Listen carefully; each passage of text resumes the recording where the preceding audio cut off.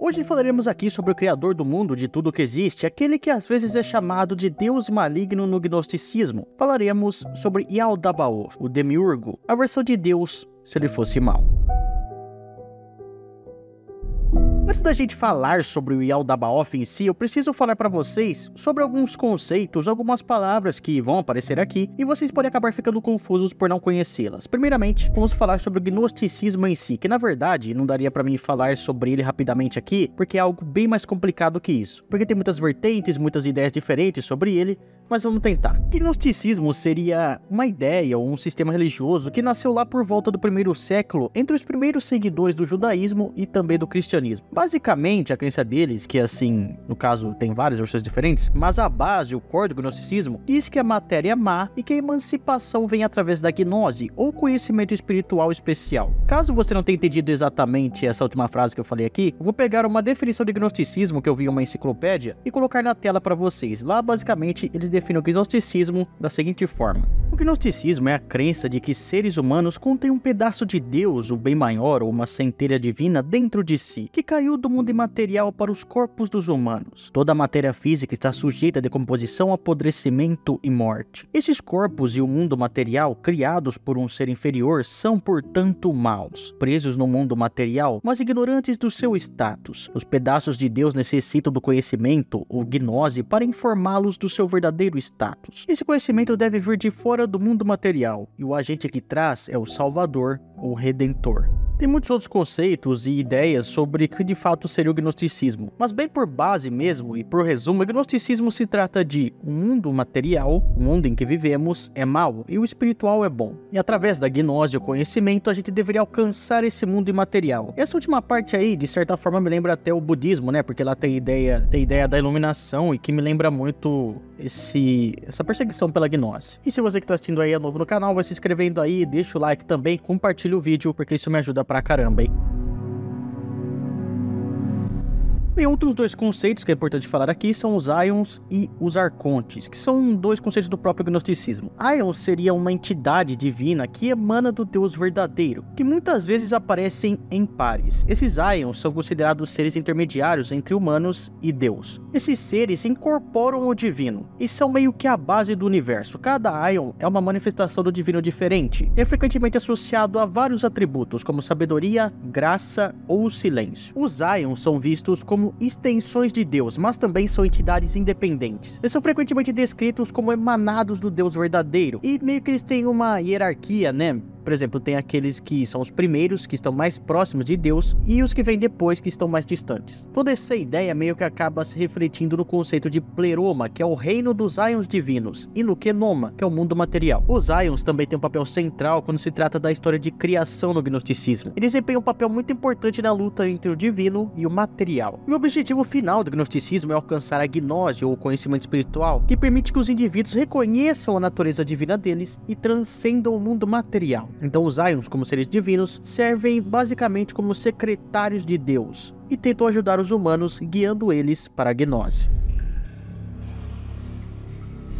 Os Arcontes são seres poderosos, mas malignos, que têm um papel ainda assim significativo na cosmologia do gnosticismo. Essas entidades são frequentemente descritas como forças enganosas que tentam manter o ser humano nesse mundo material, servindo como guardiões de uma prisão cósmica. Eles controlam a Terra e têm uma influência sobre vários aspectos do reino material. Essas entidades são vistas basicamente como obstáculos à iluminação, à libertação espiritual. Eles trabalham para manter as almas humanas ligadas ao mundo físico. Os Arcontes são frequentemente associados a números e nomes específicos, às vezes são descritos como governantes relacionados aos 7 planetas, ou aos signos do zodíaco, com cada Arconte estando ligado a um corpo celeste específico, ou a um planeta específico. Os nomes desses Arcontes podem variar entre os diferentes textos e também tradições gnósticas, o que acaba originando uma mitologia bem complicada e diferente, com vários governantes cósmicos. Os Ofitas colocam eles como sendo 7, Horaios, a Lua, com a sua contraparte feminina sendo a riqueza, Elaios ou Mercúrio, com sua contraparte sendo o ciúme, Adônios com o Sol e a sua contraparte a realeza, Astafanos ou Vênus e sua contraparte Sofia, Sabaoth, Marte com a divindade, Ial, Júpiter com o senhorio, e o principal de todos, Saturno, Samael, ou ainda Yaldabaoth, com a Pranoia, o chamado Demiurgo. Demiurgo, no caso, seria uma palavra que vem do grego, que traduzindo seria algo como artesão, porque seria ele o responsável pela criação do mundo material. Porque para os gnósticos, Deus, o verdadeiro mesmo, o ser supremo é perfeito, então não faria sentido ele ser o responsável pela criação de um mundo que vivemos, porque é um mundo imperfeito. Então o responsável por isso seria o Demiurgo, ou no caso, ele recebe o nome de Yaldabaoth. O fato curioso é que essa palavra, ou esse ser, viria de Platão, e parece que na história do Platão o Demiurgo era bom, mas eu não tenho certeza porque eu não cheguei a ver essa história em si, mas fica aí a curiosidade. No livro secreto de João, conhecido também como Apócrifo de João, existe o texto com ensinamentos secretos do gnosticismo, que vem dos seguidores do Setiano e é datado do século II, e fala sobre as aparições de Jesus Cristo para o apóstolo João, onde é passado para ele os conhecimentos gnósticos, e nele é claro que fala sobre Yaldabaoth. A história começa com João falando com um fariseu que pergunta onde está o mestre que ele tanto seguia. João disse que ele tinha voltado de onde ele veio, e nisso o fariseu diz o seguinte: esse nazareno os enganou com ilusão, ele encheu suas orelhas com mentiras, fechou seus corações e desviou vocês das tradições dos seus pais. Nisso João fica meio pensativo e para ele aparece um menino, que seria Jesus. Ele começa a explicar várias coisas para o João. Dentre essas coisas ele fala sobre um Aion, que como eu já expliquei, é meio que uma extensão do ser divino. Esse Aion é a Sofia. A Sofia não tinha energia masculina, não tinha par, e mesmo assim, sem autorização do Ser Supremo, ela queria por conta própria gerar reinos. E a Sofia, da Hipnoia, sendo um Aion, concebeu um pensamento dela mesma pela concepção do espírito invisível e pela previsão. Ela queria produzir reinos por conta própria sem o consentimento do espírito. Ele não havia aprovado, sem cônjuge dela e sem apreciação dele. E embora a pessoa da masculinidade dela não tinha aprovado e ela não tinha obtido autorização e ela havia pensado sem o consentimento do espírito, mesmo assim ela prosseguiu. E devido ao poder invencível que existe nela, o pensamento dela não permaneceu inativo. E algo que era imperfeito e diferente de sua aparência saiu dela, porque ela havia criado aquilo sem seu cônjuge. E era diferente da aparência da mãe, pois tinha uma outra forma.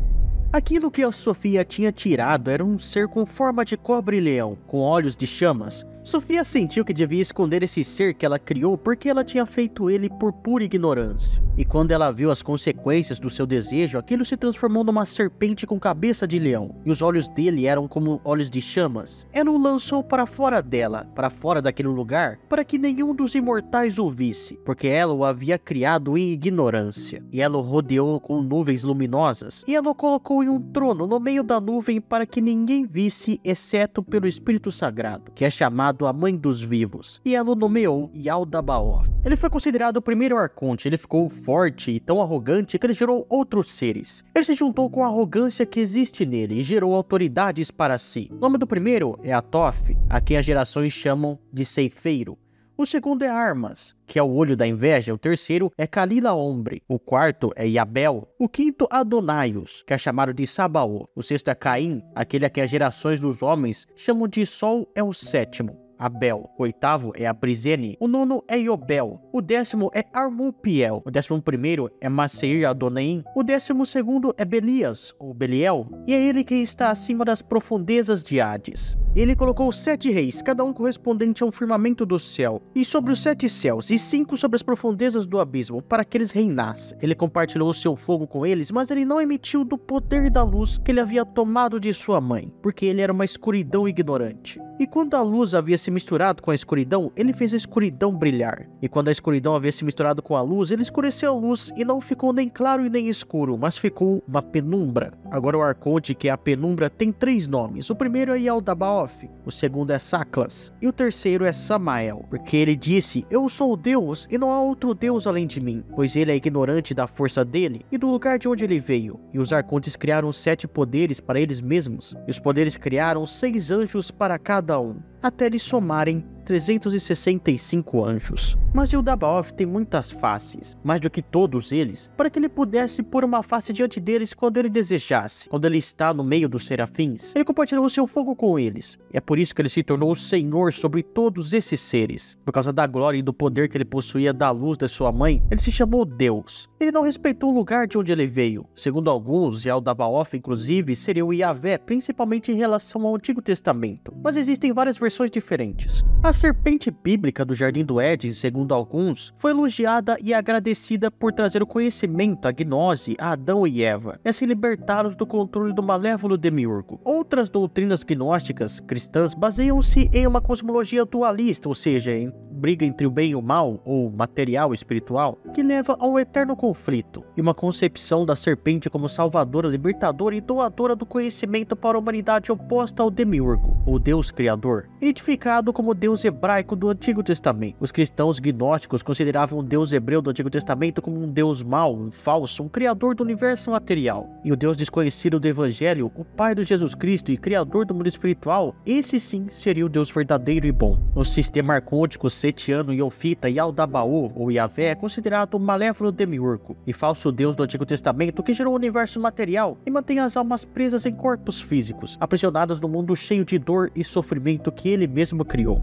Os profetas bíblicos deveriam proclamar a glória de Yaldabaoth, mas ao mesmo tempo, através da influência de Sofia, eles lembraram as pessoas de sua origem superior e prepararam para a vinda de Cristo. Por instigação de Sofia, Yaldabaoth providenciou a geração de Jesus através da Virgem Maria. Para avisar o mundo, ela usou João Batista. No momento do batismo organizado por Yaldabaoth, Sofia assumiu o corpo de Jesus e através dele ensinou às pessoas que seu destino era o reino da luz, o mundo espiritual, não o reino das trevas, o mundo material. Somente após o seu batismo, Jesus recebeu poderes divinos e pôde realizar milagres. Mas como Jesus destruiu o seu reino em vez de promovê-lo, Yaldabaoth o crucificou. Mas mesmo assim, Cristo escapou da sua casca corporal e retornou ao mundo espiritual. No entanto, nem todos os movimentos gnósticos consideravam o Criador do universo material como sendo um ser maligno. Por exemplo, os valentianos acreditavam que o demiurgo era apenas um criador ignorante e incompetente, tentando moldar o mundo da melhor maneira possível, mas sem o poder adequado para manter a sua bondade. Tanto esses gnósticos quanto os outros foram considerados hereges pela igreja. Yaldabaoth é mencionado principalmente nos escritos arcônticos, setinianos e ofitas. A maioria desses acabaram sendo descobertos na biblioteca de Nag Hammadi. No apócrifo de João, Yaldabaoth, como vocês viram, ele é considerado o primeiro dos arcontes dominadores. Em Pista e Sofia, ele perdeu sua pretensão ao governo. Nas profundezas do caos, junto com os 49 demônios, ele tortura as almas sacrilégias em uma torrente escaldante de piche. Aqui ele é um arconte com cara de leão, metade chama, metade escuridão, e Yaldabaoth aparece como um anjo rebelde tanto no evangelho apócrifo de Judas, quanto na obra gnóstica